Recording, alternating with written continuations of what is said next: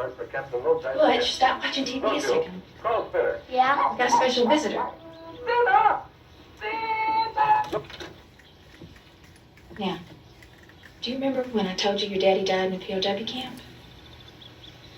Well, this here is Captain Coons. He was in the POW camp with Daddy.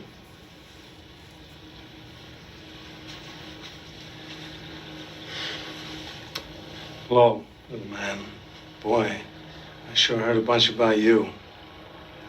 See, I was a good friend of your dad's.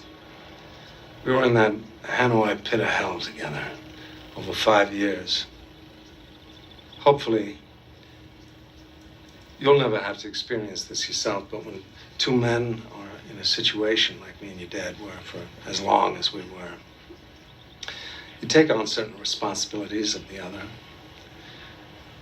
If it had been me who'd not made it, Major Coolidge, you'd be talking right now to my son, Jim. But the way it turned out, I'm talking to you. Butch, I got something for you.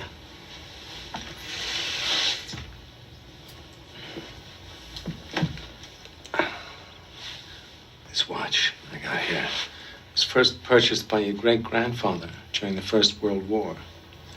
It was bought in a little general store in Knoxville, Tennessee. Made by the first company to make wristwatches. Up till then, people just carried pocket watches. It was bought by Private Doughboy Orion Coolidge on the day he set sail for Paris. This was your great-grandfather's war watch, and he wore it every day he was in that war. And he'd done his duty, went home to your great-grandmother, took the watch off, put an old coffee can, and in that can it stayed till your granddad, Dane Coolidge, was called upon by his country to go overseas and fight the Germans once again. It's time they called it World War II. Your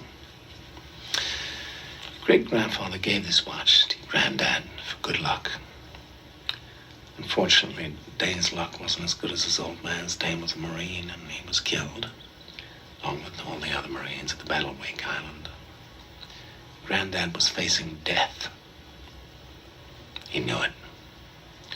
None of those boys had any illusions about ever leaving that island alive, so 3 days before the Japanese took the island, your granddad asked a gunner on an Air Force transport named Wanaki, man he'd never met before in his life, to deliver to his infant son, who he'd never seen in the flesh, his gold watch.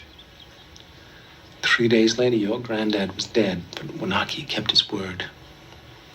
After the war was over, he paid a visit to your grandmother, delivering to your infant father his dad's gold watch. This watch.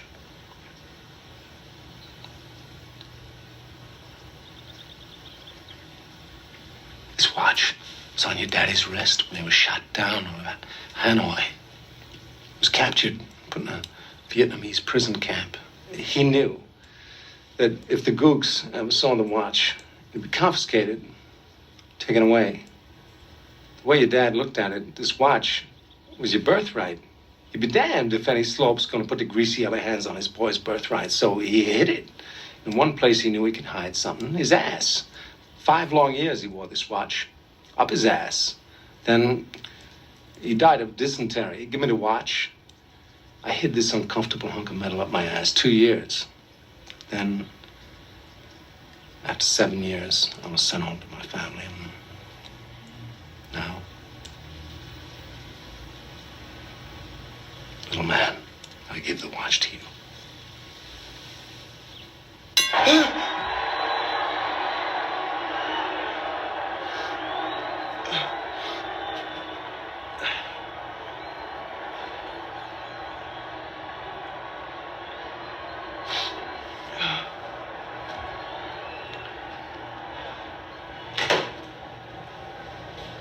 It's time, Butch.